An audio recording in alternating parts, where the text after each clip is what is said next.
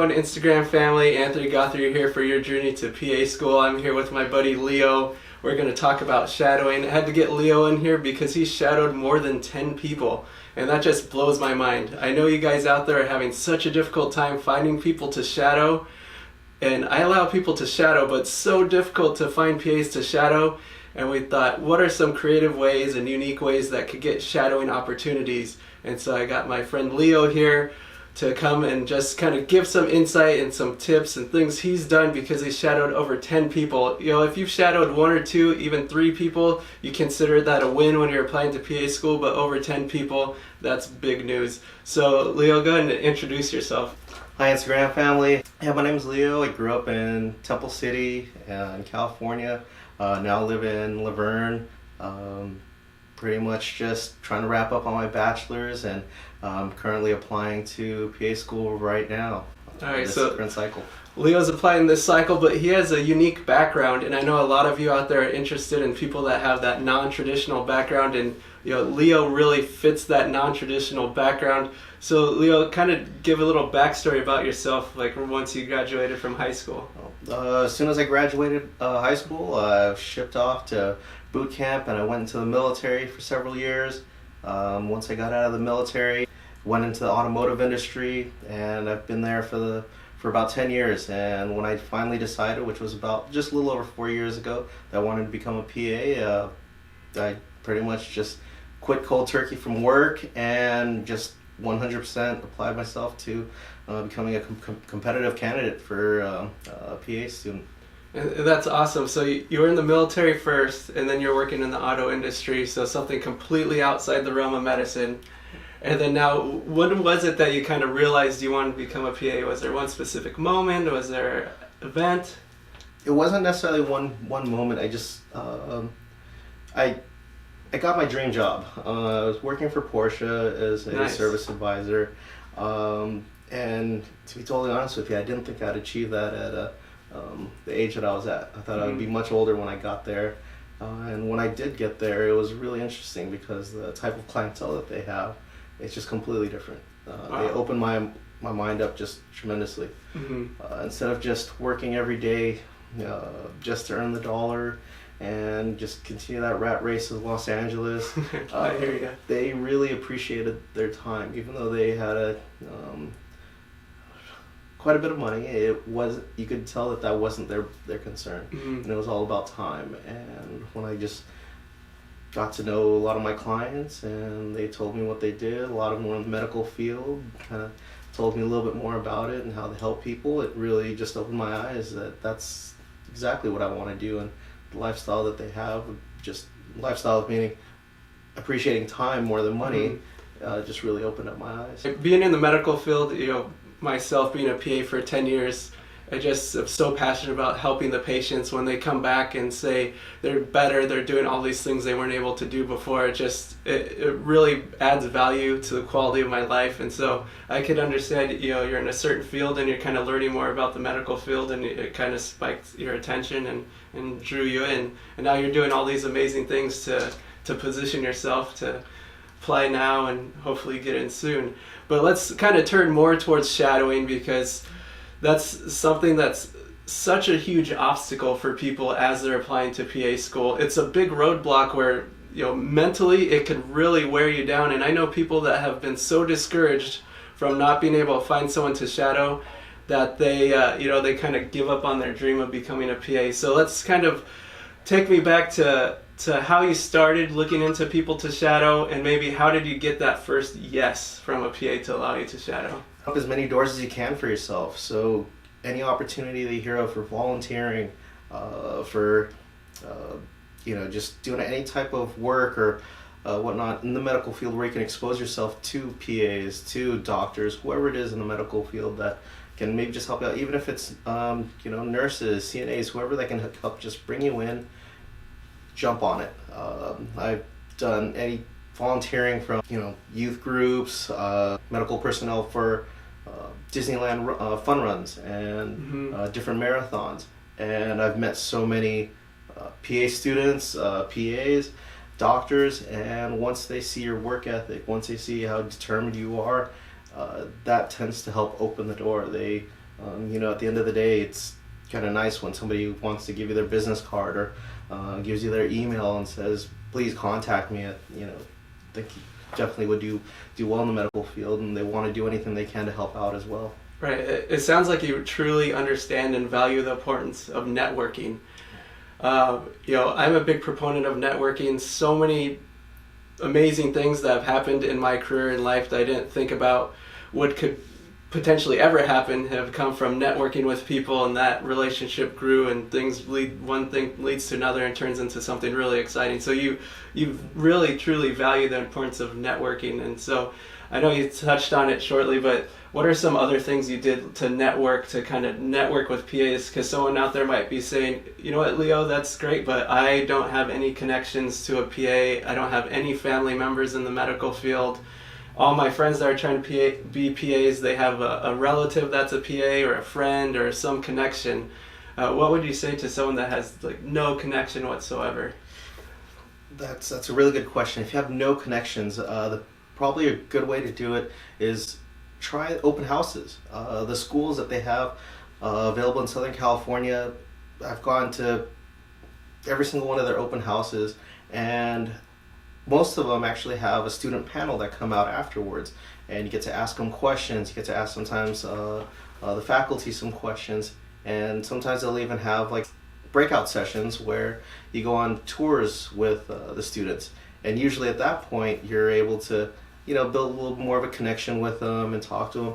And some of them, if they're willing to give out their email, that's a great resource for yourself, because shortly they're probably going to become working PAs within the next year or two, and they might be a great resource for you because they were just in your shoes a couple of years prior to that. So I think it's a great way to at least get to know them, find out what they're going through, and kind of get your way in that way. And if you don't even have, or if you wanted to get even more access to maybe a hospital, volunteer. Most hospitals have some kind of volunteer program. If you wanted a really well thought through program that gives you a lot of experience, there's the Cope Health Scholars program that I've gained so much from. I think it's, there's a lot of different avenues you can take, but at the least definitely go to the open houses for all the PA schools, and you'll definitely meet some PAs there. Right. If you go to the open houses, one, it's going to help show that you're motivated to become a PA because you're taking the initiative to attend the program's open house. It puts you on the radar with the faculty.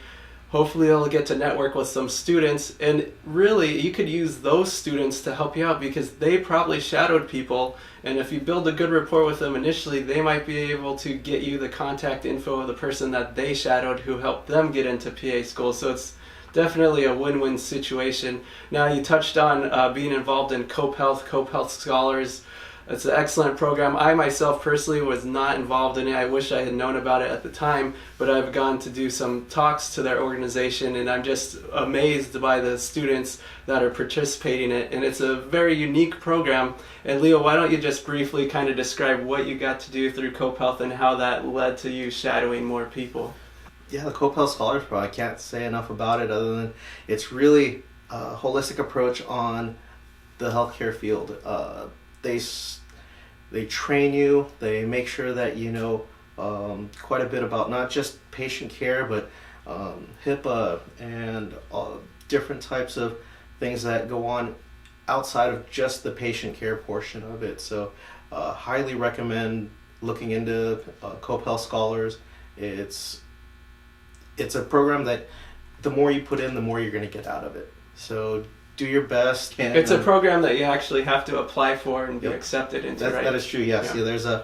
And it's really nice the way that you apply, the way you interview, and have your practical. It's very, very similar to applications for med school, PA school, whatever the case is. It's a MMI style, which is something that's pretty common in a lot of PA school interviews as well. So it helps prep you, and by the time you do get to your PA interview, I think you'll feel a lot more comfortable because you've been in that scenario before, you've been in that situation, and almost kind of seems like something you've done before and just easily passed through before. So hopefully it'll take a little bit of the edge off when you do apply and get your interview for PA school. all know that it's important to shadow, but just your personal opinion, why do you think the PA programs value shadowing so much? They have an invested interest in making sure that as future PAs that we're going to succeed.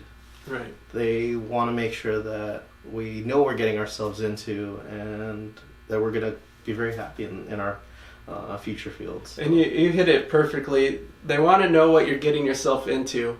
If the PA profession is the right profession for you, if you understand the role of a PA in the medical field, and if it's something you truly are passionate and can see yourself doing long term. Now, for you specifically, you've already worked in different fields and you've realized, I'm not gaining everything I feel I should be gaining out of this particular field. I want something more, I want to do more, and that's how you've kind of moved along in your path.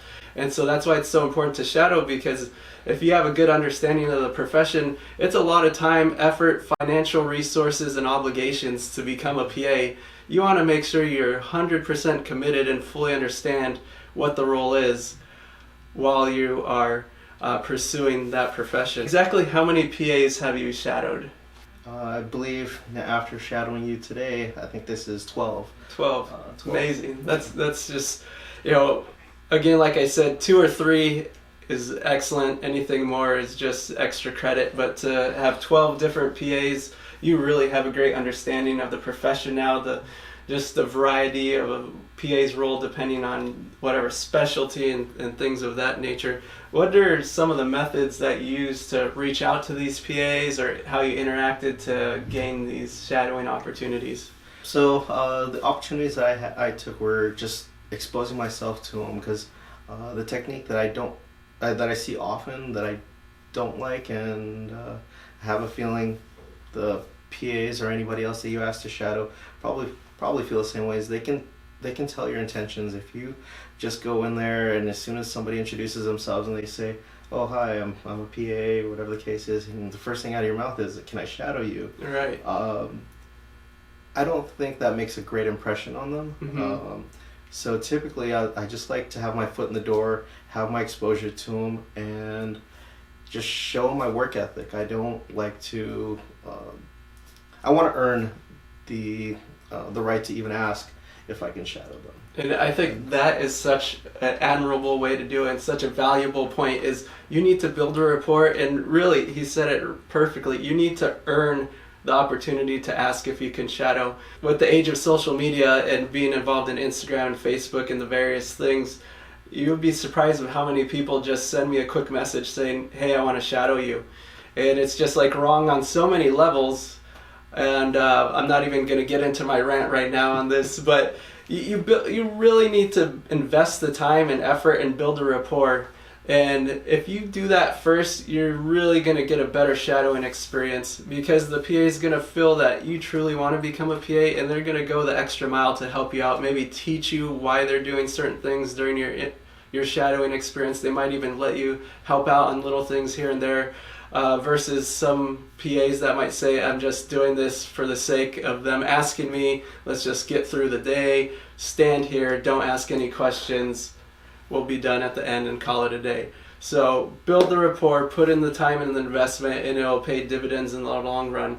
Shadow 12 different people, and I'm sure you have some great memories. And being HIPAA compliant, maybe just kind of describe what was your favorite shadowing experience, or something related to it. The one that's probably impacted me the most was it was a post-op visit for a patient that just had a cabbage done, or a coronary artery bypass graft.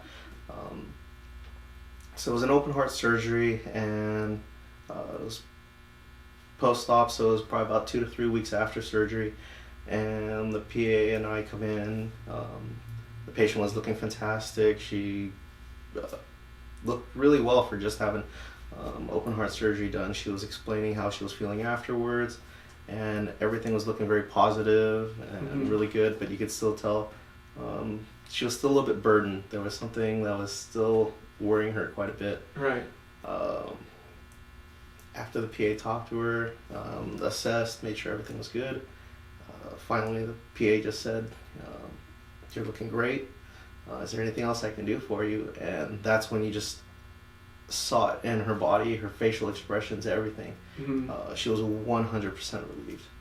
She just needed to hear that she's doing great, and she was waiting for those words to come out of his mouth before she realized how good she was doing. Just the affirmation of knowing that everything's going well. A big event like a cabbage, near-death experience for some people, and to be reaffirmed that, hey, things are going well, you should do well after that. So that's a great story. That's one of the nice things about shadowing various specialties and people, because each PA, like myself, we have unique ways of interacting with patients, and by shadowing and seeing various people and how they interact, you're going to gain a better understanding of maybe you like the way this person talked to the patient regarding post-op, or maybe you like the way this person handled certain things, and you could use those little tidbits to kind of formulate your own way to interact with the patients, and that's really how you kind of hone in your skills and things like that. This has been an awesome time speaking, but I just want you to do like one final big piece of advice you'd like to give for everyone out there watching that is just frustrated, disheartened, they don't feel like they're getting anywhere in their journey to PA school because they've literally asked everybody and sent out emails and gotten no responses or no one that's willing to let them shadow you. Just keep working, guys. It is a tough, long road, but I find myself really lucky. But I find that the harder I work, the luckier I am.